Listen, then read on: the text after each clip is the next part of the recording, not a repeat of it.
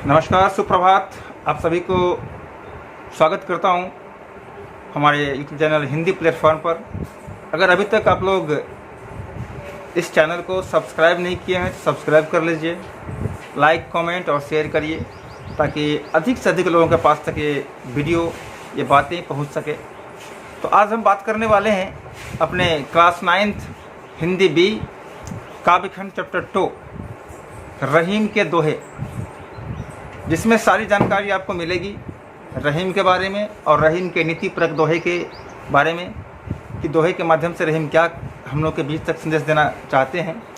सबसे पहले मैं बात करता हूं कि रहीम कौन थे, रहीम की जीवनी क्या थी, रहीम का जीवन शैली क्या था, रहीम क्या कर रहे थे, रहीम का जन्म कब हुआ, रहीम की मृत्यु कब हुई, सारी बातों को हम डिटेल से बताएंगे। तो मेरा ये वीडियो अंत तक देखिए। अगर हो सकता है कि ये वीडियो अगर बड़ा हो जाए तो दोहा का भावार्थ हम अगले वीडियो में देंगे, फिलहाल इसमें रहीम के बारे में, ठीक है। तो रहीम का जन्म लाहौर में हुआ था, जो फिलहाल अभी पाकिस्तान में है वो लाहौर, ठीक है ना। रहीम का जन्म लाहौर में हुआ था 1556 ईस्वी में, ध्यान रखिएगा। रहीम का जन्म 1556 में लाहौर में हुआ था, जो अभी फ़िलहाल वर्तमान में पाकिस्तान में है। इनकी मृत्यु 1626 में हुई थी, ठीक। अगर इनके बारे में बात करें तो इनका पूरा नाम अब्दुल रहीम खान खाना था। रहीम का पूरा नाम अब्दुल रहीम खान खाना। रहीम के बारे में अगर कुछ और बातें करें तो इनको अरबी, फ़ारसी, संस्कृत और हिंदी ये चारों के ये विशेषज्ञ थे, अच्छे जानकार थे। चारों भाषाओं पर इनका समान अधिकार था, समान पकड़ था। इनकी नीतिपरक उक्तियां पर संस्कृत कवियों की स्पष्ट छाप प्रदर्शित होती है। जैसे मान लीजिए अगर हम बात करते हैं तुलसीदास, भर्तृहरि, चाणक्य के जो संस्कृत में श्लोक हैं, उनका पूरा असर इनके काव्य पर दिखाई पड़ता है, स्पष्ट रूप से दिखाई पड़ रहा है, ठीक है। रहीम मध्ययुगीन दरबारी संस्कृति के प्रतिनिधि कवि माने जाते हैं। अकबर के दरबार में हिंदी कवियों में इनका महत्वपूर्ण स्थान था। रहीम अकबर के नवरत्नों में से एक थे। अगर थोड़ा सा इनके बारे में हम बात करें तो रहीम का जन्म एक अमीर रईस फैमिली में हुआ था और इनका परवरिश भी बड़ी अमीरी में हुआ। रहीम के पिता बैरम खान सम्राट अकबर के संरक्षक थे। जरा सुनिएगा ध्यान से कि रहीम के पिता बैरम खान अकबर के संरक्षक थे, ठीक है। रहीम अकबर के दरबार में प्रधान सेनापति थे, मंत्री भी थे और साथ में एक वीर योद्धा भी थे। कई बार अपने बल पर, अपने नीति पर इन्होंने अकबर को जीत भी दिलाई है, अकबर की सेना को जीत भी दिलाई है। किसने? रहीम ने।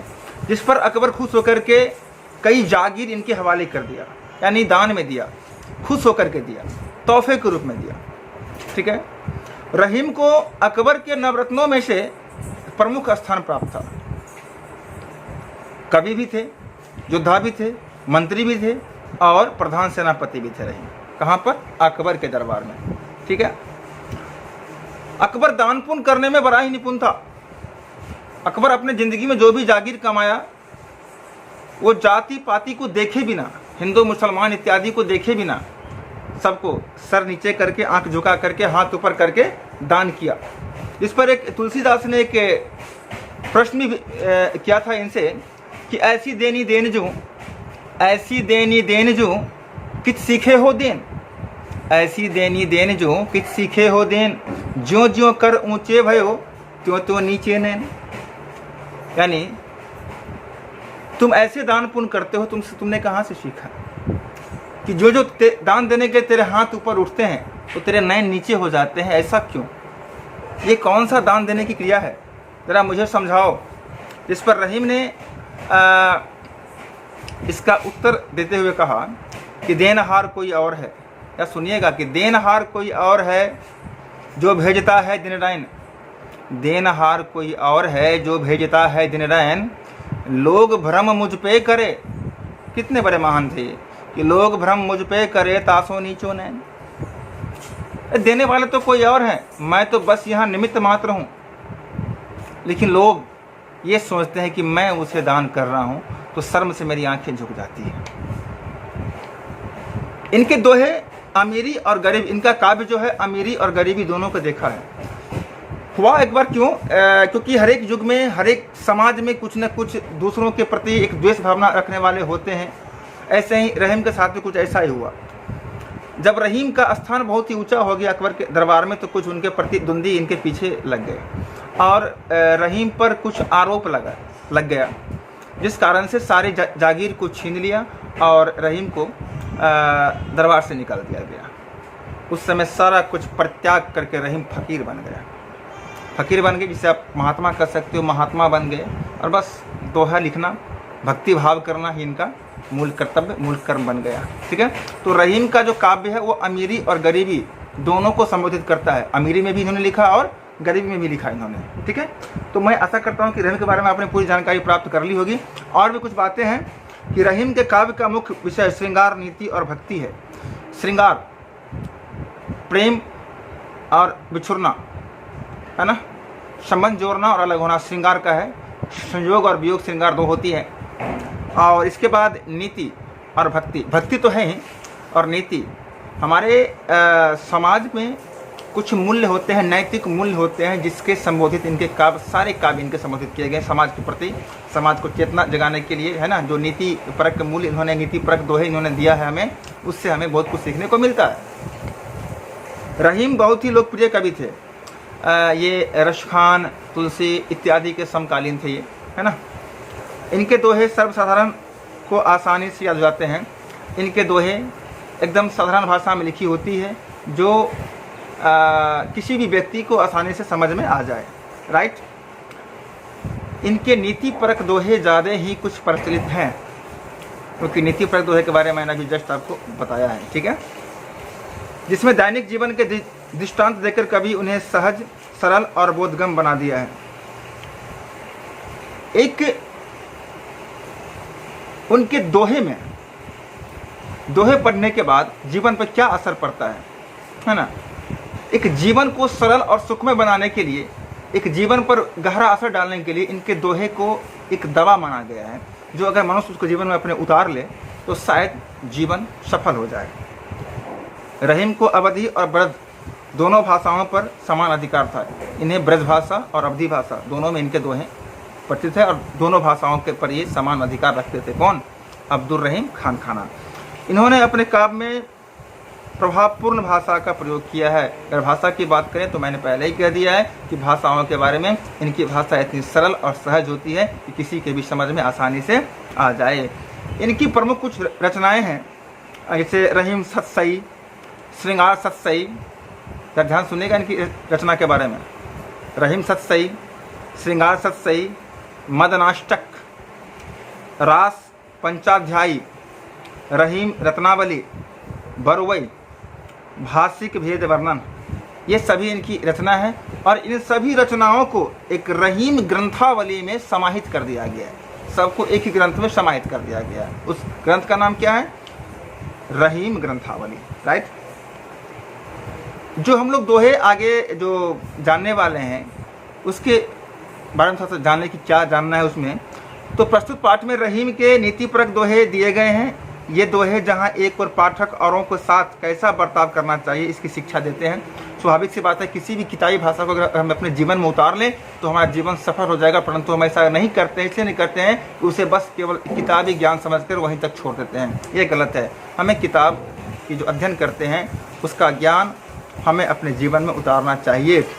वही मानव मात्र को करणीय और अकरणीय आचरण की नसीहत दे देते हैं कि आपका कार्य क्या है, आपका कर्म क्या है, आप क्या करने से आप महान बनेंगे, और आप क्या करेंगे ताकि आपका कर्म महान हो। और कर्म अगर अच्छा होगा तो मरने के बाद भी आप जिंदा रहेंगे हम लोगों के बीच, क्योंकि मृत्यु, सुमृत्यु, मृत्यु तो सभी मरते हैं, परंतु सुमृत्यु कोई कोई मरते हैं। सुमृत्यु वो होता है जो मरने के बाद भी हमारे बीच में वो जीवित रहते हैं और जिंदा रहते हैं और सदा के लिए अमर हो जाते हैं। ठीक है। एक बार फिर से हम जान लें संक्षेप में कि अभी हम लोग क्या क्या जाना है। तो कवि रहीम का पूरा नाम अब्दुल रहीम खान खाना था। इनका जन्म 1556 ईस्वी में हुआ था लाहौर में, जो अभी वर्तमान में कहाँ है, वो पाकिस्तान में है ना। इनके पिता कौन थे? बैरम खान, जो सम्राट अकबर के दरबार में उनके संरक्षक थे, राइट।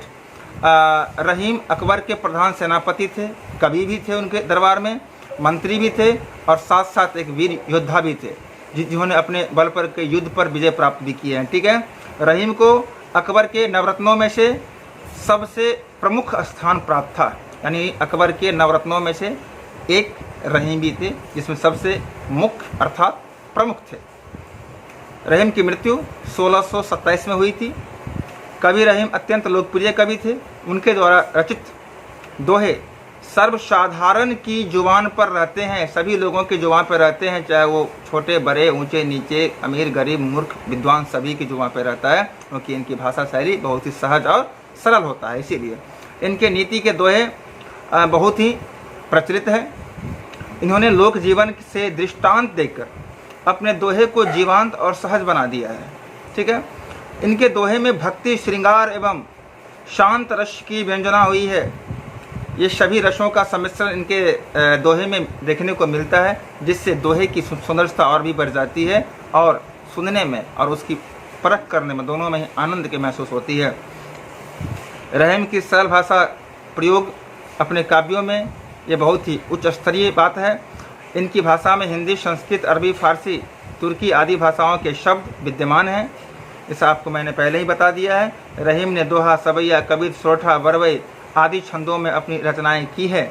अवधी और ब्रज दोनों भाषाओं पर इनका समान अधिकार था। किनका? अब्दुल रहीम खान खाना का, ठीक है, ध्यान रखिएगा। इनकी रचनाएं जो है रहीम सतसई, श्रृंगार सतसई, मदनाष्टक, रास पंचाध्यायी, रहीम रत्नावली, बरवई, नायिका भेद वर्णन इत्यादि, है ना, जो इन सबों को एक रहीम ग्रंथावली में एकत्र करके एक जगह संग्रहित कर दिया गया है।